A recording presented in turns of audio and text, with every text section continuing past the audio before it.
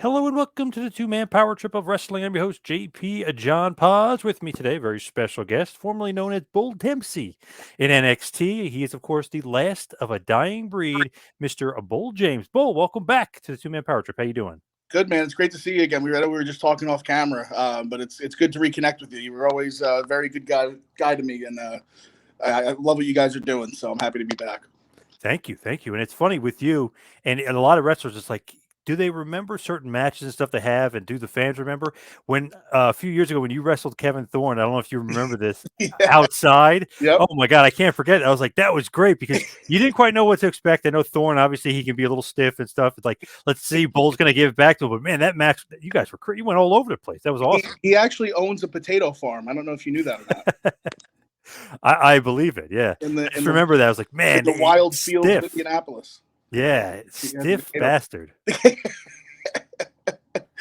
That was so much fun, man. I remember going down that slide, and everybody was like, "You guys have to get back in the ring." Everybody's pissed at you. We're like, "All right, sorry." That's one of those paid shows, right? Where it's somebody else's place, and you guys got to be careful. Like one of those things. I'm not sure how it was all worked out. I think I think it was just a rented spot, but it's the boys will be the boys sometimes, and if you tell them not to do something, sometimes guys just it's a challenge, So Yeah, didn't expect to see two huge guys going down a slide and getting thrown into a fence. I mean, it was awesome. but hey, the people loved it, so that's all that matters. Yeah, that was the best match of the night by far. Everyone was Oh, nuts for that match. Yeah, that was great. So, what's going on with you? What's going on in your world? Just getting kind of breaking back into everything after COVID. Um, Doing some TV production stuff with some cable shows. I can't really get into it because of non-disclosure agreements and everything, but it's kept me busy throughout the pandemic and kept my bills paid. So I'm grateful for that. And just getting back in the ring. I just had a match with Outlaw Wrestling in Queens the other day, back at ISPW, which I'm glad has started back up. Was one of my favorite places to work before WWE, and I'm just glad to see Tommy's back running again, and just opening the schedule back up and just getting back in the swing of things. I've missed the fans, and I've missed being in a wrestling ring, so it's really exciting. ISPW, of course, 325 Totowa, New Jersey. That's going to be a good one. Of course, Yeah. ISPWwrestling.com for all ticket information. But you and HC Loke are going to go Cheers at to it. ISPW. Yes, good call. And HC Loke, right? That's the match Yes. signed up for you that night. That's a good one. Yeah, I mean, I've known Loke for years and years. Actually, the first time we got to know each other was at the last uh, the last incarnation of ISPW, which was a lot of shows in Freehold, New Jersey. And Loke was always good to me, and but I'm not going to be so good to him on the 25th because I'm on a bit of a losing streak, and I want to end that. A lot of guys have told me ISPW kind of, the resurgence has gave them new life and new love for the business. I love hearing that. Yeah, I mean, it's the locker room is amazing. Tommy knows what he's doing, Tommy Fierro. And between the Wrestling Collector Store and ISPW and his virtual signings, like he's killing it right now. So to be running shows while his social media pages are so popular, it's just kind of working hand in hand, and it's really really cool to be a part of. Feels like there's so much going on with him, though, right? I mean, he's so busy with all that other stuff. Now he's Oh doing a yeah, musical too, right? Isn't he doing a Broadway show? yeah, and then there's that on the horizon as well. But Tommy was one of the first promoters outside of ECPW where I trained in Jersey, like to give me a shot. Um, when I was 18, 17, 18 years old. So Tommy and I go back a long way, and there's a lot of history there. And it's kind of cool to be able to come full circle, especially after the pandemic. And I think, emotions are running high, and people are kind of sentimental about things. It's like the perfect story. So it's really great to be a part of again. I remember going to his conventions like 20 years ago when he was like dominating the convention scene. So I've Yeah, known him for quite a while. Yeah. yeah. No, he's always done great and drawn a great crowd. And it's with that experience, and then with the experience he got in the business world before the pandemic hit. I mean, he's really on a roll right now. And like I said, it's so cool to be a part of it. And I'm just happy for him, and I'm happy for all the guys and girls getting work through him. It's good for everybody. It's good for the fans. It's good for the wrestlers. It's good for the business. I saw pictures, obviously, from the last show that they had, sold out, like busy. The crowd seemed into it. It's kind of old school in a certain sense. Absolutely, yeah, absolutely. You know, it's one of those things where Tommy's smart and he'll give a little bit for everybody. You know, there's a match there that will draw a different type of fan in, like throughout the card. You know, so you'll have some old school matches, you'll have some legends, you'll have like some really fast paced matches, you'll have some women's matches. He really spreads things out and makes it different for the audience, and it's really really cool. When you did get it, first get into the business, and you started, it was with Gino Caruso. That's like the original trainer. I started at Gino's school. He was training a little bit, um, but I was there 4 days a week, and so he would, I'd go in there on a Monday afternoon, and if he had to like run errands, he would just let me roll around by myself. He was really really giving to me in that aspect. But at the time, as much as he was training people, he also wasn't, because there was a lot of shows he was running. There was a lot going on, but I got fortunate because Kodiak Bear was there, and he started running some classes. And then Judas Young came back and was rehabbing a knee injury, and so he used to roll around with me. And then Danny Inferno moved back from Deep South after he got released, and he started helping me out and really took me under his wing. And then from there, it was Crowbar and Danny Doring and Nunzio, and like it just kind of snowballed into like all these guys starting to help mold me, and it was really really cool, and I'm really grateful for all of them. And it's awesome that they're all pretty much a big part of ISPW, Crowbar enduring. I mean, it's pretty good. And Absolutely. Nunzio. Like I said, man, it's such a full circle thing for me. That's why it's so special. So, When you are training and you are coming along, what is like your goal, like in wrestling? Was it to make it WWE? Was that like the long goal, or not so much? You just wanted to be a wrestler. I mean, I just wanted to be a wrestler first and foremost. But for me, it was always WWE. It was, I'm going to make a living doing this, and I'm going to support my loved ones through this. And there's no way around that. That's what I'm going to do. Um, Obviously, just being in the business is special. And if I would have just gotten that, I'd probably still be just as happy. Like don't get me wrong, but that was always the goal. Is if you're gonna get into something, especially something that's so taxing on your body, taxing on relationships, taxing on your mental health, you should probably want to go as far as you can. And so that's how I always kind of looked at it.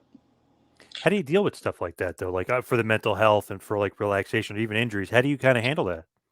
I mean, everybody's different, and that's why I think that we need to start having the mental health conversations. Chris Nowinski does a great job, but a lot of times that's after people are already gone, because you can't Yeah, really true. study somebody's brain while they're still here. Maybe they can now. I don't know. It's been a minute since I've really looked into it, but um, I know Braun Strowman, Adam Scher, he just started a mental health app. I know there's BetterHelp. Obviously, there's a lot of apps and stuff out there that are pretty affordable, and it just helps to talk to somebody. For sure. Is it very hard on the road? Because sometimes you're alone not most of the time, but could be a good chunk.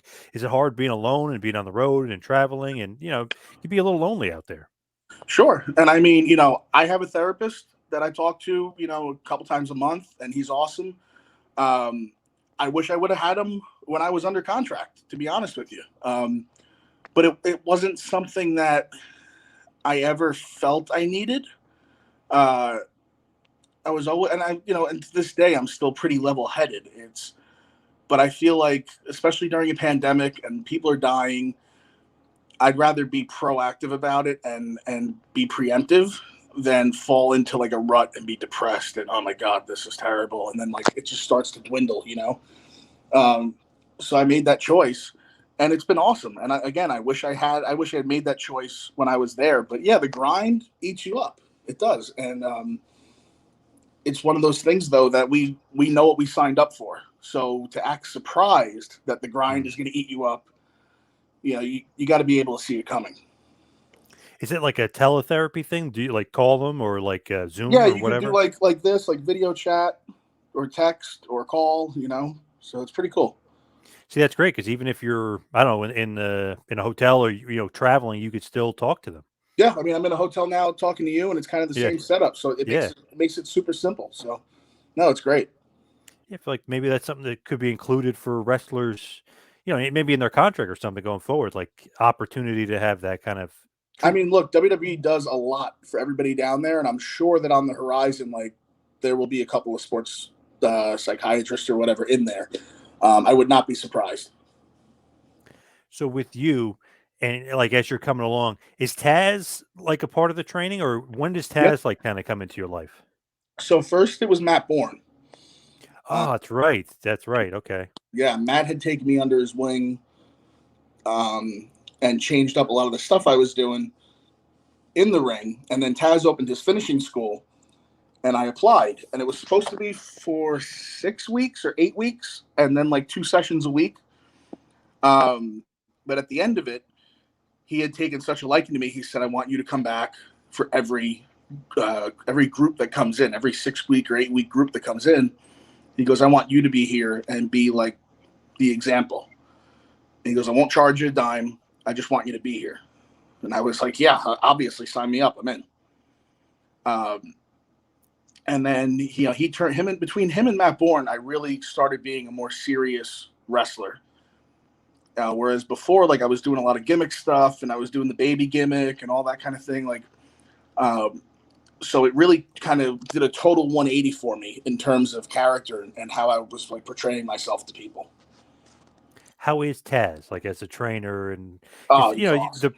the perception is he could be pretty tough. You know what I mean? He could be Yeah, a hard guy. no, he can, but him and I, we're both Brooklyn kids. We both grew up in Brooklyn. We both grew up tough. Um, we both grew up fighting. So I mean, there's a respect there that goes deeper than wrestling. Um, and yeah, he was always very, very giving to me. I mean, to this day, he really, really is the man. But so I've been so fortunate because everybody that has taken time to help me has always been so selfless with me, and it really is. It's humbling when I think about it, and I don't think about it enough.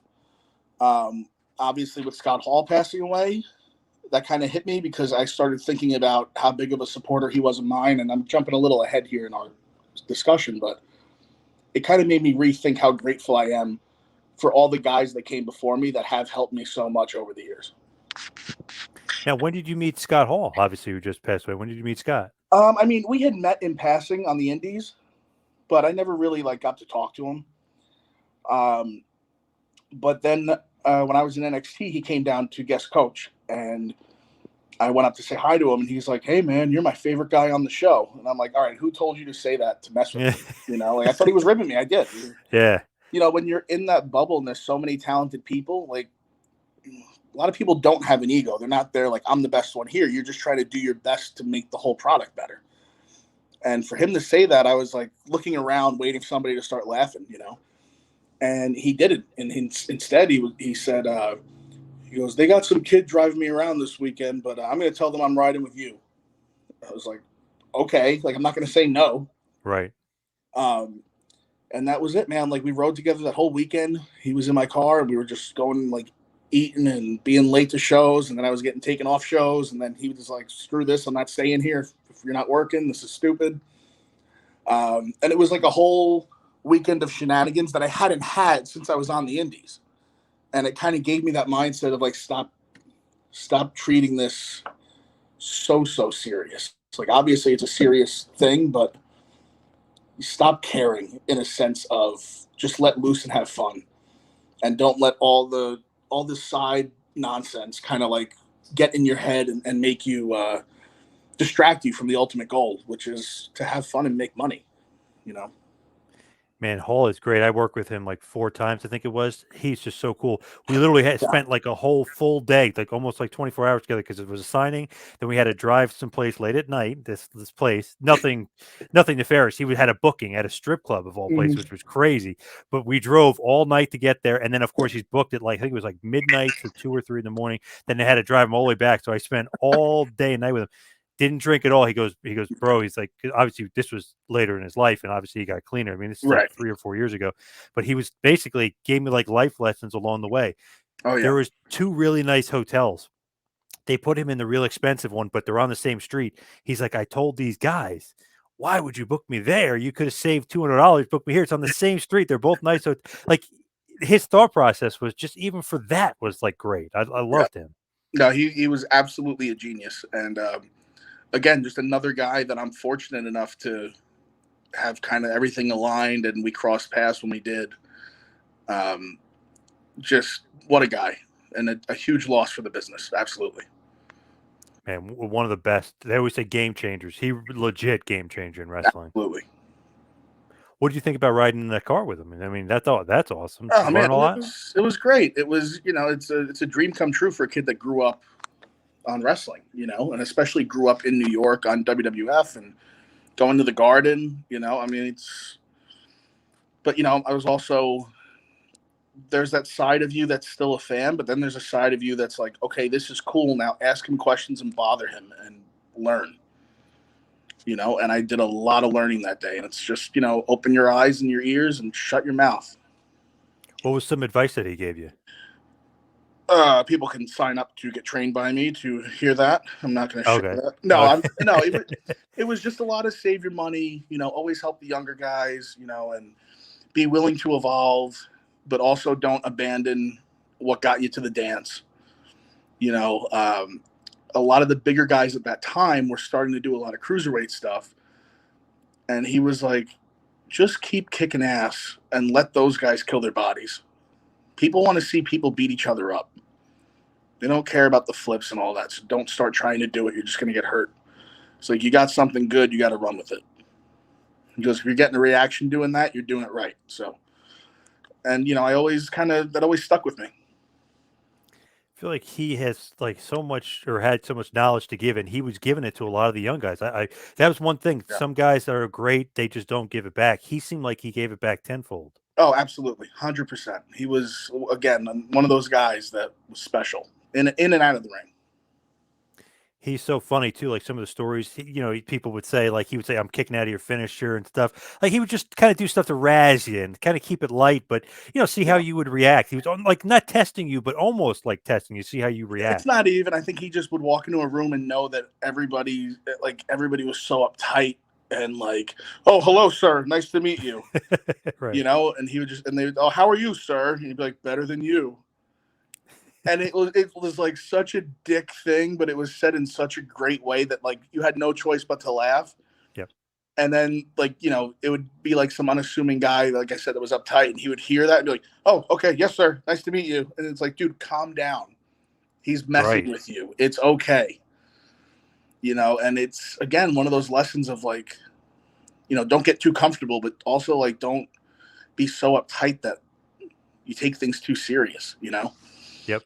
And I feel like that's why him and Goldberg had a little bit of a riff, because Goldberg was very ultra serious and he was light and obviously would poke fun. And he's a big guy too. He's not going to back down if somebody's trying to be tough back with him. So I don't know. I guess it was just oil and water. Those two just didn't mix. I guess. I mean, I wasn't there, and I never really talked to Scott about it, so I don't know. But yeah, I mean, I would assume you're right. So with Taz, just going back to him and finishing school, and just kind of rewind just for a minute, when you're with Taz and stuff, do you like just not take moves, but what do you kind of take from him? Because it's finishing school. So like, what are you taking with him that's like, okay, now I'm definitely ready to be a professional wrestler, like on a bigger scale? Well, we would just a lot of promo work, a lot of matches, and it was all guys with experience, so we would be out working on the weekends, and then come back with copies of our matches. So like then he would sit there and critique the matches, and then we'd go out the next weekend and try to do stuff that we talked about all week. And it was a lot of him coaching us up, while we were actively working indies, which you don't, a lot of times you don't get unless you're at like a reputable school. So it was really cool. He really, really took his time and helped. And with anything else, people slip through the cracks that shouldn't be there, and he tried his best to weed them out. But it was overall just a great experience for, I think, everybody involved. I think everybody got something out of being there. With Matt Bourne, where do you meet him? Because I always thought he was like a West Coast guy. Like, where do you meet Matt Bourne? He had moved to New Jersey and actually started working for ISPW. And his first match for Tommy was with me. Wow. Okay. Yeah. And we just hit it off, and we went and had the match, and we didn't talk about anything. And after the match, he was like, "Kid, you're great. You're staying at my house tonight." I was, okay, cool. Because I'm gonna pick anybody's brain that I can. You know, Right. I want to learn. I still am, but I was just so hungry to make it somewhere and get knowledge and get better and like be able to talk to the people that a lot of guys are afraid to talk to, and just get their opinions on things and see how they view the business and see how they see things. I was always fascinated by that. And so I got to Matt's place, and he popped in a Bruiser Brody DVD and threw down a bottle of Crown. He said, "We're finishing this tonight." I said, "Okay." And we sat there and had a bunch of drinks and watched Brody, and I just listened to him talk for hours. Is that when you started becoming like a big Brody fan, or did you know about Brody I mean, pre? I knew about Brody and I loved him, but I didn't realize Matt was really the one that started telling me a lot of the behind the scenes stuff about Brody and how he truly was one of the boys and how important it is to look out for each other. Um, and so once I kind of got that like that side of it and saw that side of him, that's what really sold me on like, this guy's awesome. This is the guy. You know, him and Terry Funk, I think, you know, at least top five. I mean, if not top two.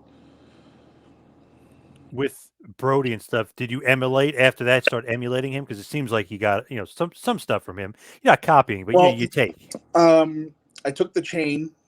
I Yep. started using the chain. What I wanted to do was make it like I was king of the dog collar match because nobody really does dog collar matches anymore. And so the chain would kind of help be a reminder of that in the matches I was in that weren't dog collar matches. Right. But it's tough when you have indies that don't do storylines or don't have TV, you know. But I still kept the chains because I thought they looked cool and I thought that nobody else was doing it at the time that I knew of. And yeah, that's kind of just where it came from.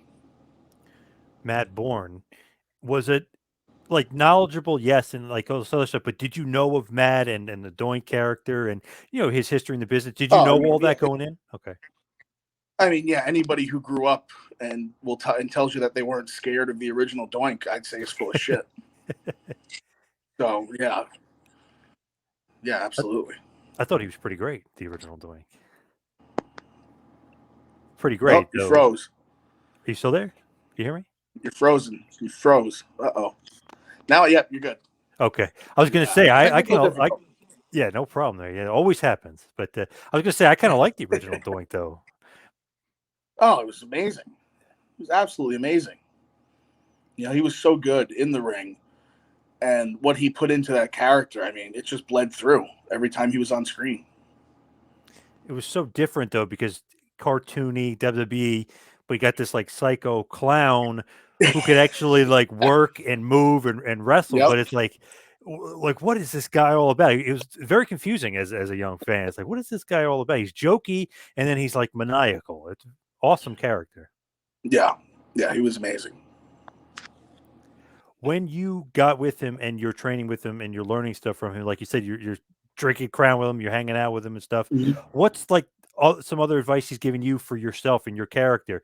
Is it just like the Brody stuff, or is he telling you other stuff like, "Hey, you need to tweak this, you need to do that"? Like, how is he helping you? It was a little of both. And he definitely passed on a lot of the stuff that Brody had taught him or that he learned being around his dad or around Moondog Maine, or around Pat Patterson as a kid. You know, like Moondog Maine and Pat Patterson and Tony Bourne would ride from Portland to San Francisco and back, and Matt would be in the car as a kid. And so he literally grew up in the business on the road, you know, and you don't really get that a lot anymore. So he had all this knowledge from all these different eras, and it was a lot. He was an encyclopedia of what to do and what not to do and what makes sense and what doesn't. Almost undervalued or underappreciated a little bit. I feel like Matt Bourne in the 100%. business. 100%. When you finish up with him, is it just like Taz is next, and then it's off to NXT, or like what happens in between? No, I didn't like finish up with Matt. We were just always very close, even when I was training with Taz. And then Matt would call Taz and like get updates about me, Oh, okay. like because Matt and I just were friends. You know, he was really like an uncle to me. If I can explain the relationship, you know, he was like the cool uncle, and took me on the road with him and showed me a lot of stuff and taught me a lot of things. And I just he saw wrestling, saw the entire industry so differently than everybody else in very much a Brody type of way, and just made me feel okay to be different and okay to treat it like it was realer than it is. And you know, because it was a lot of people weren't taking it serious anymore, and he was very like, if you do, it's going to make you stand out, and it did, because I did Yeah. take it serious and I treated it as though it was real. You know, and I think that's what people don't understand, and this will get me on a whole rant, so I'm not going to get too into it. But when I hear people now go, "Oh, wrestling is art," I disagree wholeheartedly. In my opinion, wrestling's a science because it's based around human psychology, which is a science. There's an art form to wrestling, which is to make it look like you're killing the person without touching them, so that you can work 300 plus days a year and earn a living and feed your family. That's the art form of wrestling. A lot of people, I'm not saying everyone who says wrestling is art is like this, because it's not. A lot of very talented guys believe that. I believe the opposite. I'm cut from a different cloth. And a lot of the people that hear about the art form of wrestling kind of twist it to fit themselves because they can't do it. And they're just like, oh, well, it's art, it's subjective. Well, maybe, but I just disagree. It's just my opinion. I always think that when they say like, "Yo, this guy thinks this match was great and wasn't," I'm like, it's subjective to a point. Like you could tell the guys who can work and can't work, and you could tell the guys that are literally Right. killing themselves for like a pop or whatever Yeah. that doesn't need to happen, doesn't need to be there. That it's almost just like, okay, they're doing that to get some sort of reaction because they can't really work. You know? Yeah. And I've told this to any person I've ever trained. There's not one right way to do it. You know, I could have my own way of doing it. And, you know, all the trainers at NXT could have their own way of doing it. And all those ways may be right, but we can all agree when it's bad. So we can disagree on what's right, what's wrong, or what's best, or what may work better, but all of it is still good if it's done right. But when we see something bad, every single one of us looks at each other and goes, whoa, that was the shits. So there's definitely a wrong way to do it, but there's Yeah. no one definite right. It's funny too because I was watching an old school match and you could tell that it wasn't like a screw up or anything, but there was something there that didn't maybe go right or something, but you can't really notice it because they're so quick and they're calling in the ring and boom, they change directions and they go in a different and the crowd is still really into it. So watching something not that long ago, let's just say on TV, and you could tell Mm-hmm. they were screwing up the spots and they screwed something up, so they went back and they started doing it again. I was like, oh, Yeah, you man. could tell guys calling the ring or guys that know how to wrestle, guys are just remembering spots. Well, that's the thing, right? When you sit in the back and just remember, you're leaving no room for the most important part, and that's the audience. Yep. So if I rehearse all this shit in my head and I'm like, all right, I remember A, B, C, D. Okay, cool, I got it. I think I got it. Hey, let's go over it again. And you spend all day doing that. And then the crowd that paid money to sit every 18 inches doesn't react. And you go, oh, maybe they didn't get it. Let's do it again. No, it just didn't work. And you have to be able to adapt. But if you're not sitting there and watching them the whole night and be like, okay, they're reacting really well to this kind of stuff, maybe we should change it up. That's on you. You're not taking pride in what you're doing. You're just going, well, we got their money. I'm going to give them what I give them. And that's bad business. That doesn't grow a fan base. That doesn't keep people coming back. Why do you think that shift happened? Like, what changed in wrestling that so many guys went to like calling the ring and working, and then now it's like memorizing stuff and high spots. What changed, do you think, and when do you think that changed? I don't know. And I'm not so sure that was the big shift that kind of ruined it, because if you're good enough and you know where your reactions are, you can kind of plan it out. You just have to be good enough to go somewhere else if it goes wrong, you know? Right. So I don't know if that was the big shift. I think society as a whole kind of made a shift around like 2016 or late 2015. Um, Not then specifically, but just that was when I came back on the Indies, was 2016. And the young guys that I would run into, not all, just there was a select few that I was like, man, if you would have pulled this or talked like this when I was coming in, if you were coming up with me, guys would have beat your ass and kicked you out of the business. And I'm not condoning like beating somebody up. I'm just saying like people have been given way more leeway to express really shitty opinions than they should be Right. because they don't know what they're talking about. And they'll talk like they've been everywhere in the world and they've been, you know, within a 40-mile radius for 3 years and they think they know something. Might know a little bit, but you don't know what guys who have been there know. You know, and so it's a lot it goes back to what I said before. The reason all the people that helped me is because I shut my mouth and kept my eyes and ears open. And I don't know if it's just, you know, a societal thing or I was just raised differently or grew up in a different environment. I don't know what it is. But it was just something that really struck me as odd, where I was like, wow, these guys really think that their shit don't stink and they're not really good. Strange. It's like It's, you're like almost like old school and they're like new school, but it, you know what I mean? But there shouldn't be that separation there. but you know, there shouldn't be because I've worked with a lot of new school guys and the styles gel really well when you both work together. It's great. It's fun and people like it and it gets reactions. And I don't know.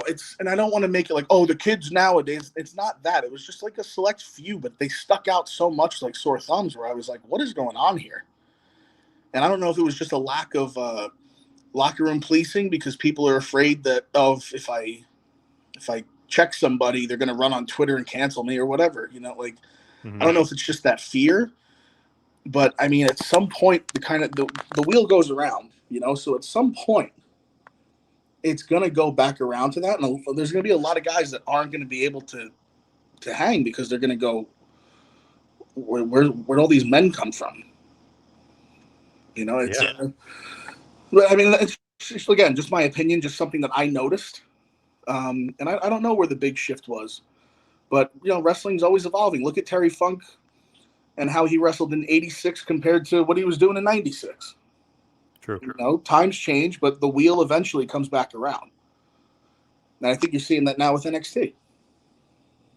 For sure. It seemed like for a while they went with a lot of the smaller indie guys, and now they're kind of rewinding it back. And you got the Braun Breakers and Grayson Waller. Is not a big guy, but he's bigger. You know, Right. former rugby player, whatever. I mean, he's a former big athlete. Yeah. Eli Drake. I mean, there's some bigger guys that are in NXT now for sure. Absolutely. You know, and you could kind of see from right around the time that I got released until this past year, it was like the roster was getting smaller and smaller and smaller, not in terms of how many people were there, but just in terms of size and who they were signing.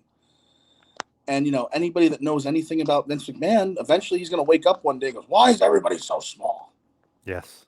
So, and, you know, and I had made mention of that just to like a couple buddies in like 2015, maybe. I said, if they keep going this route, one day he's going to wake up pissed off and nobody's going to know what to do. And it seems like one day he woke up really pissed off and nobody knew what to do. And everything changed. So but again, that's just the circle coming back around. And it'll go back to, they had cruiserweights in the early 2000s and the mid 2000s, right? And then it went back to the bigger guys, and then it went back to the cruiserweights, and then it went back to it's just the circle goes around. It doesn't change.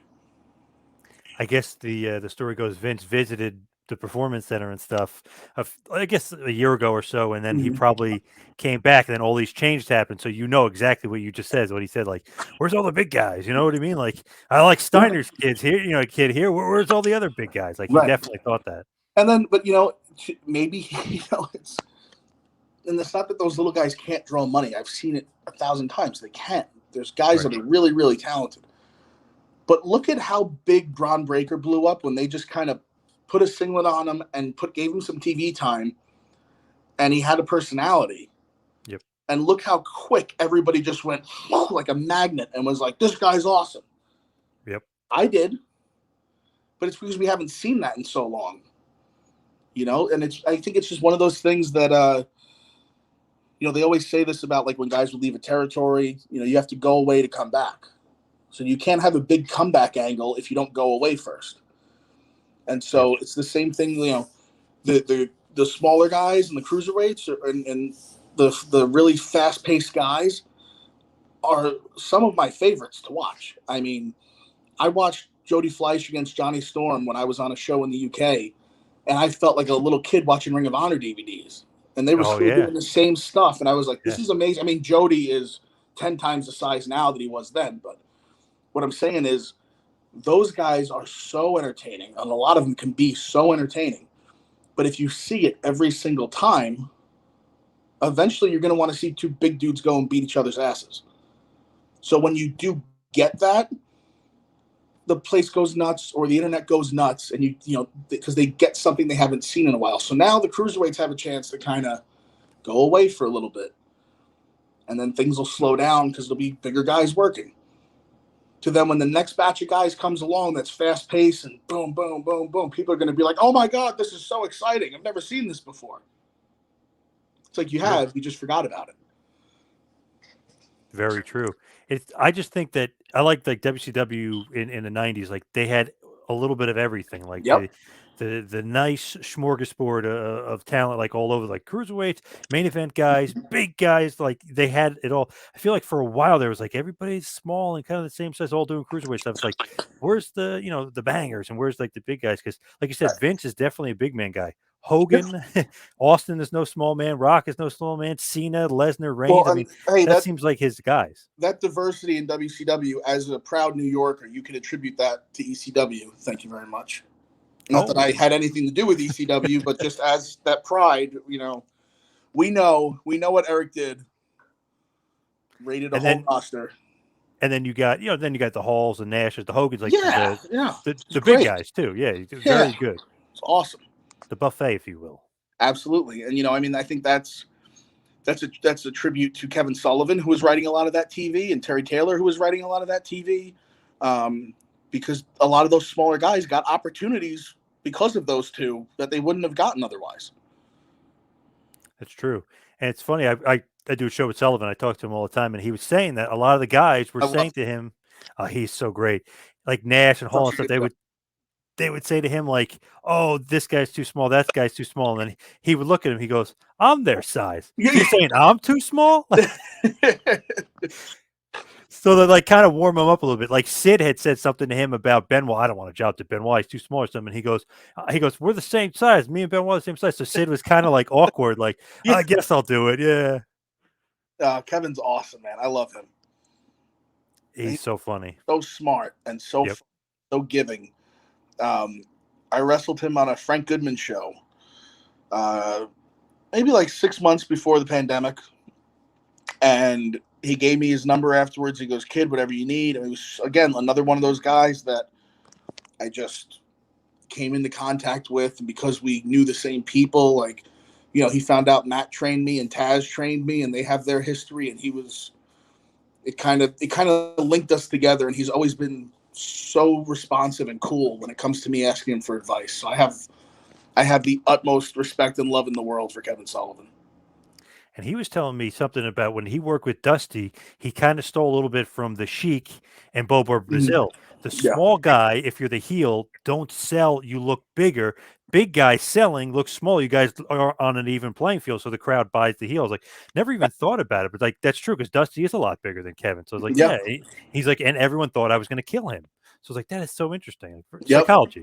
Yeah. It's just simple. It's just showing the people subconsciously the levels. Like if I'm up and this guy's bent over and down hurt, I'm clearly in control.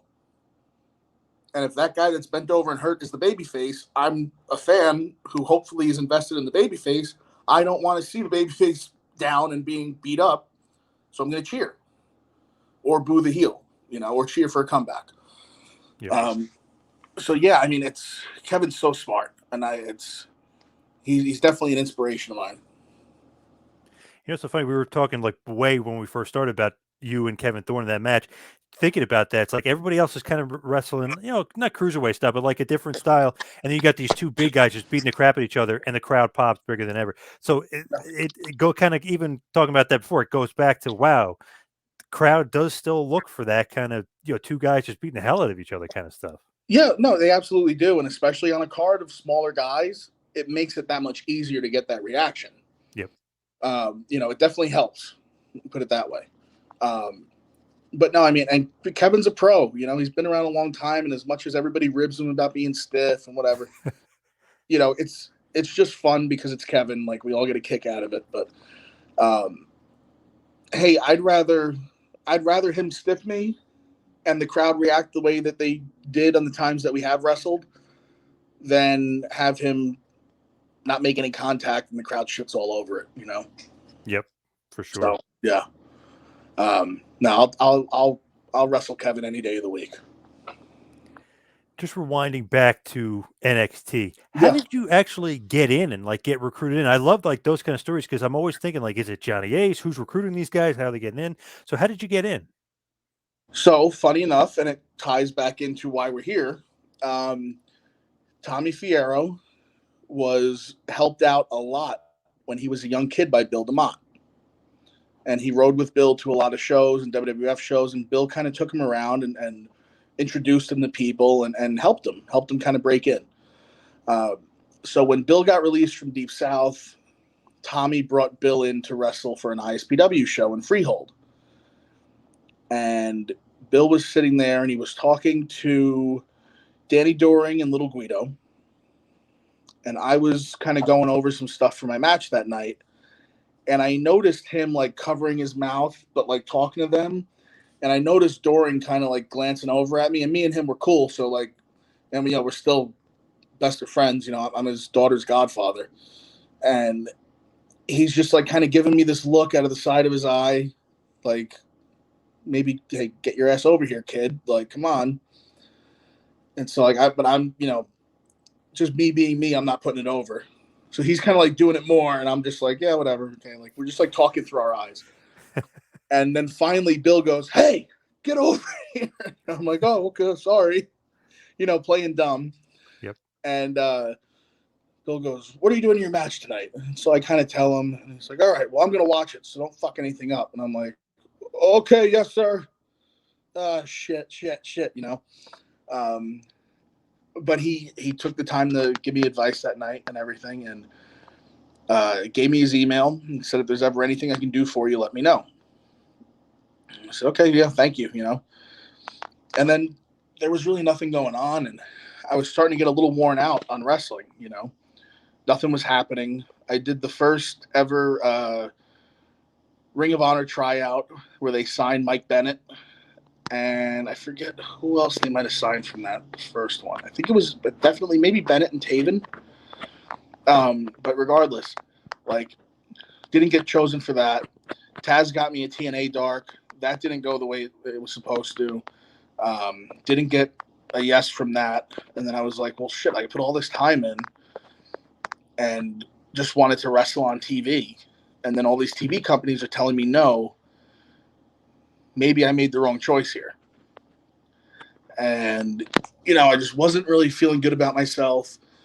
And I was down on my luck. And I said, and then by that point, Bill had gotten rehired as the head trainer in developmental. And I said, you know what? I got this guy's email. I never used it. I'm sure everybody's blowing him up, but let me talk to him. Let me take one last shot at this before I quit. And I emailed him, and he got back to me maybe 3 minutes later. I was like, oh, what are your stats these days? And I told him. He said, okay, tomorrow, call this person in the office. Tell them that I specifically said for you to call and get booked as an extra. I was like, whoa, what? Okay, thank you. Like, what just happened? Right. Because I had been so now just accustomed to rejection. And then this guy was like, yeah, hey, call this person and get booked. And I'm like, you could just call people and get booked? You don't have to send your stuff in to anybody? Like, what the hell's going on here? And I went and got booked as an extra and was not going to call anybody out, but was wrestling somebody who's on the roster in a non-wrestling role. And I wasn't really looking to call much anyway. And this was just like the extra matches while the doors are still closed and there's no audience. And I know they want to see you work on the fly. So like I wasn't really looking to call anything really, but one spot. I wanted to do this one specific heat spot because nobody would do it or have the balls to do it. And I go up to the kid who I know, and I tell him like, "Hey, I just want to talk to you about one thing." He goes, "Whoa, I caught my stuff in the ring." And then I got hot, and then the Matt Bourne came out of me, and we had like 5 minutes, and the bell rang, and I just beat the brakes off him, not to hurt him, but like my stuff was laid in because I was angry. Because like, yeah, I know I call most of my stuff on the fly too, buddy. Like, you know me. Don't try to big league me because you think you have an in here, you know? Yep. So that came out. I'm like, oh, I'm gonna get fired before I'm even hired. They're gonna kick me out of the building. And William Regal and Scott Armstrong both just gave me like the come here. And I was like, oh, they're mad. They think I beat him up. Oh, shit. And Regal goes, I'll talk to you later, but there's hasn't been that many impressive people that I've seen that have just done what you've done. So you should be very happy with yourself. Go sit over there. I'm like, okay, thank you. And then Scott Armstrong was like, who trained you? Because you got the best footwork I've seen in the last 10 years. It's like, you can't teach somebody footwork like that. And I was like, Matt Bourne. And he was like, this was just the first thing that popped in my head. I was like, Matt Bourne. And he goes, well, that explains it. Go sit down. I'm like, okay, yes, sir. Thank you. And then like, so now I'm on this whole roller coaster of emotions.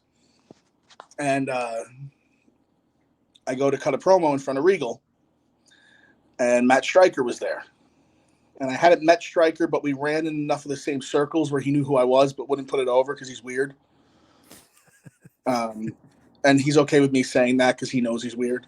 And I tell him at least once a week that he's really fucking weird. But yeah, Matt kind of walked up to me because Regal had me cut a promo. I cut it. He loved it.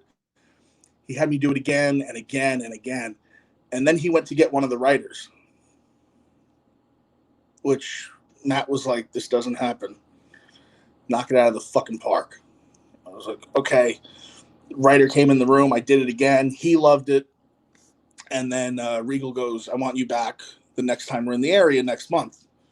You know, call the office, the same person that Bill told me to call, and say that I specifically said for you to be booked on that. And I was like, all right, cool, thank you. And I'm like, what's going on right now?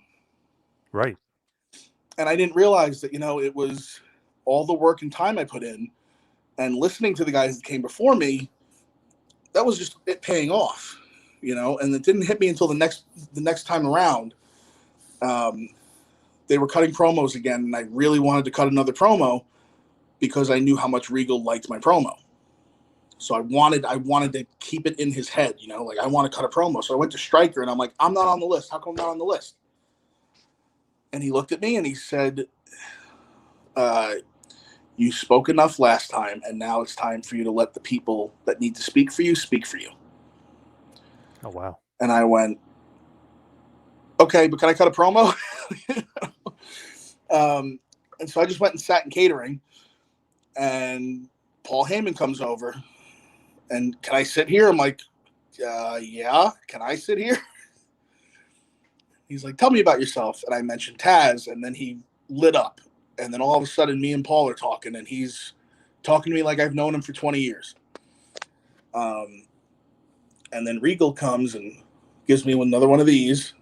I'm like, shit. This better be good news again. Yeah. I don't like when he keeps doing this shit because then I think I'm in trouble. And he goes, I just want you to know I got you a tryout. This was in November. He goes, I got you a tryout in February. He goes, I love you at the size you're at, but they're going to run you into the ground. So it might be worth it to drop a couple pounds. I said, okay, no problem. And went down to the tryout. I lost like 40 pounds in that 3 months. Wow. Yeah. I quit my job. I was working as a clerk in the Brooklyn District Attorney's office, like pushing papers and doing some legal stuff. I quit. Got a job at the gym that the strength coach from Taz's school was working at. as a front desk guy so that I could train with him when my shift was over. And then train with him, either at the beginning or end of the shift. And then if it was at the beginning, I would stay extra and just like push the sled and do like just these crazy workouts that he gave me. And it paid off when I had my tryout because, JR was like, well, what if we asked you to get down to 295? And I think I was at like 305. And I'm like, yeah, that's fine. And Regal stood up and said he dropped a lot of weight from when he was told about this tryout till the actual tryout. So I have no doubt he could lose 10 pounds. It's not a big deal. And he vouched for me. That always meant the world to me. And yeah, that was it. Like, tryout went great. That was where I first met Dusty and Jerry Briscoe. And yeah, and that was really it. Like, once that happened, a couple months later, I got a call. Like, hey, you're moving to Florida. Okay, let's go. And you're in. When did they give you the name and bring you into the performance center? Like, how many months after that, when the tryout till actually getting in? Tryout was in February. I got called in April, and I reported in July as the first class of the performance center. Well, pretty quick. They moved you along. Yeah. And they give you the name Bull Dempsey. They say you're going to be Bull Dempsey. That was all me. I picked that. I came up with that and pushed it through and fought for it. Well, you're one of the lucky ones because sometimes I hear that they give you a crappy name, you're stuck with it. It's like it's funny, right? There's all this uproar about Pete Dunne being Butch. Butch was one of the names I put on my list, thinking, "Oh, they'll never use this," but not realizing that Bill DeMott's nickname for his son was Butch. So he loved it, and he kept trying to get me like, "Oh yeah, I think you should be Butch," and I'm like, "No, I don't want to be Butch. I want to be Bull." And he's like, "No, I really think you should be Butch." And I'm like, "I don't want to be Butch. Please don't make me Butch." And so now it's funny that that Pete has it now. But he's so talented, man. That a name isn't going to hold that kid back. He's awesome. Hey, if you can give a guy named Dolph Ziggler and the guy got it over, anybody can get it. You know what I mean? That's the thing. I think people are just so overreactive now over nothing. It's like, just stop. Like, you're ruining this for everybody. They're like trying to enjoy it. Like, okay, the name sucks for now, but you know what? Like, the gimmick is cool at least. At least it gives him something. He's not just another wrestler. Right. So just let it play out and enjoy it. Everybody needs to go outside for a couple days or something and just relax. Like Baron Corbin is not the greatest name in the world, but he made it work. You know what I mean? It's just he made a lot of stuff work, man. He's come a long way, and I'm proud of that guy. We wrestled up and down Florida for a while, and he's really come into his own. You guys had a good feud there. You had a good run, especially initially in NXT. You had a bit of an undefeated streak at first. The crowd's always chanting "Bull." Did you enjoy the time in NXT? Because it seemed like at first it was getting a nice, good little push. So, for as much as like when you're in the pressure cooker, you can get down and complain or like just be frustrated with things. At the end of the day, and Robbie Brookside always said this to us, and this really stuck with me a lot through my time there. We had these key passes to get into the door at the PC. And Robbie goes, "Look around." He goes, 80 of you have this key. And there's tens of thousands of people basically lined up outside this door that would stab their mother in the throat to have one. But you all have one.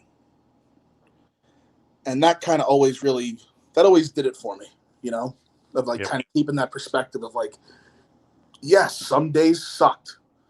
Yes, some days we had to do things that were just stupid that we were just doing to do busy work. And yes, like we were like, there was times we got fucked with, but at the end of the day, we were in that top 1%, and even if it's, oh, I want to get called up. Well, look, there's a lot of guys in Major League Baseball that want to play and they're on the bench, but you have a much better chance of seeing the field from the bench than from AAA or AA or single A. So at least you're on the bench. You're next True. in line. You're literally right there. So don't get too frustrated with it. Don't let it eat you up like that, you know?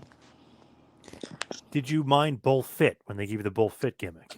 No. Because look, with and you know, Kevin and I spoke about this when it happened because a lot of people tried to turn Kevin Owens and I against each other to try to like cause this competition that didn't need to happen. And Kevin and I just kind of like clicked one day. I was like, "Hey, are they doing this to you?" And he's like, "Yeah, they're doing it to you." I'm like, "Yeah." And he's like, "Yeah, okay, screw that. That's stupid." He's like, "We're not even the same wrestler." I'm like, "Exactly." Like we both work different styles. We don't look the same because we're heavier guys with beards. We don't have the same body type. Again, we don't work the same style, but we both respect what the other does. And I think that's where people a lot of times are like, "Oh, you must hate Kevin Owens." I don't hate anybody really. I like Kevin. I'm happy. He just signed a big deal, and I couldn't be more happy for him. He's a family man. You know, he was always cool to me. I can't, you know, I'm not going to hate on that guy. It's stupid, and people try to push that so hard. I don't get it.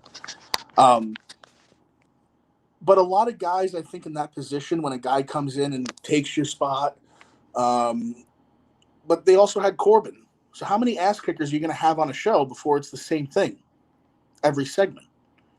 So somewhere something has to give. And whether it should have been me or not is what it is. I'm not bitter about it. But a lot of guys in that spot, if they didn't have the equity put in that I did, or, you know, what I put in at the PC or the effort that I made or any of that stuff, any of that equity, if that wasn't there and that was somebody else, they probably would have gotten released instead of being repackaged. And so That's I was true. very fortunate for Hunter to come to me and say, "Hey, I got this idea. You're going to think I'm nuts, but I think it'll work." And he laid it out for me, and I went, "Yeah, I'm in. Done." Like instantaneous, yes, let's do it. And that was it. We were off to the races. Like, okay, work with Dusty and come up with some stuff. And we did. With Bull Fit, like, is it one of those things where, like, okay, I'm getting TV time. This is great. I'm going to make it work no matter what. I mean, that's the Yeah, mindset. absolutely. You know, and I had done comedy before, and nobody there knew it. So I think for a lot of people, they thought it was a test to like, oh, let's see if he can be funny. And so I've done this a million times, but they never saw it. They never saw me wrestle as a giant baby smoking a cigar. Right. You Baby know, Huey. Yeah. yeah, like I've done it. Like, okay, easy, let's go. I can do it with my eyes closed. And so, and I think that's why it worked because it came so easy to me that it was so easy for the fans to invest in. Overall, though, were you happy with the time in NXT, and were you surprised when you got the release? I was really surprised. I thought I was getting a raise. Wow. I told that story before. I thought I was either getting called up or getting a raise because Santino had just been forced to retire with his neck injury. And so there was that open comedy spot on the main roster. And Vince loves self-deprecating humor. And here's Bullfit. Right. Like, yeah, of course this is going to get called up. Are you kidding? I didn't think that. I was still kind of pessimistic about it. But everybody else is like, dude, you're going. Like, that's it. Like, there's no way. There's no way this doesn't. And I'm like, yeah, all right, well, we'll see. And sure enough, I get called in the office, and I'm like, oh wow, like this actually going to happen? And then it was, oh well, you know, I'm sure you know why I'm here. It was from Canyon Seaman, who I love. He was always good to me. So I think you know why I'm here. And I'm like, am I getting called up? And he goes, no, as if like I should have already known I was there to get released. And I was like, oh, this will be fun. And he's like, what? And I go, nope, let's go get this done. And we had a conversation, and it was a good talk because we both respected each other a lot. And I was given kind of the luxury of not having to be escorted to my locker to clean it out. I was just kind of allowed to hang out for a little bit and pack my stuff up and leave on my own accord, which I was really grateful for. And then I got in the car, made a booking email, sent out a tweet, And that was the end of that. That was it. Wow, pretty shocking. You think you might get called up and they release you? That's kind of out of nowhere. Yeah, but you know what? It's happened to him. Look at all the releases that have happened recently. It happens. It's business. It's not something to sit there and cry over. You just, hey, without them, I wouldn't still be able to make a living off of wrestling. Without that platform to put my name out there, I wouldn't still be here. Geez, 6 years later. That still feels like yesterday. That's what's so crazy to me. But I wouldn't be here 6 years later, still being able to make a living off this. And it's because they gave me that platform. So how can you be bitter about that? All right, it didn't go the way you wanted it to. Dust yourself off. Try again. But I don't know. I guess it's just different mindsets, and I'm not afraid to fail. And I think that's what separates me from a lot of people. That's a good thing, though. And great advice for people out there. Don't be afraid to fail. Never. You can't. You can't be afraid of anything. You just got to go get it. Go take it. Now, as we hit the wind down, we head towards the finish here. What's next for you? What else do you got coming down the pike? Your guess is as good as mine, but I've been recently getting into some acting stuff that I'll be announcing soon. But, I'm not trying to kind of have that thing of, I'm going to get into acting now because I was in WWE, or I'm going to be the next Rock. Like, no, like I enjoy doing it. If something comes of it, great. But if not, I'm never going to not be a wrestler. Unless I can't walk or God forbid get hurt, or, just knock on wood there. I'm always, until I stop loving it, I'm not going to stop doing it. And I'm never going to take no for an answer. Nobody can stop me from doing what I want to do. Nobody's ever going to stop me from doing anything that I want to achieve. And who knows? I'm still young enough to go chase it one more time. So, there's a lot out there right now. So don't be surprised if this next year looks pretty good. And of course, ISPW 325 Totalwood, New Jersey. You'll be there against HC Loke. Yeah. ISPWWrestling.com for all ticket information. Should be a good one. ISPW usually is, right? I mean, it should be a good one. Always a blast. And you never know who's going to show up. Tommy always books surprises. So Carlito was a surprise last month. That was cool. It's good to see him again. That's a good one. I'm hearing there might be some legends in the area that day. So I'm hearing the same. Yeah, so pretty cool. But before we let you go, give us all the plugs where everybody can find you, social media and otherwise. At Real Bull James on Twitter and Instagram. I'm not really much of a Twitterer anymore. It's becoming too much of a cesspool, but you can find me on Instagram. Facebook is Bull James. I'm on Cameo, and actually right now, any cameos through March 21st. Sorry. Any cameos from now through March 21st, all the proceeds are going to Ukraine relief, and I'm not taking a single cent. It's all going there. So come on by and get yourself a cameo and help a good cause. Great stuff as always, Bull. Thank you so much for all the time. I know you're super busy, so thank you. Appreciate all the time. Hey man, thank you. It was great to catch up with you, and I can't wait to see you again.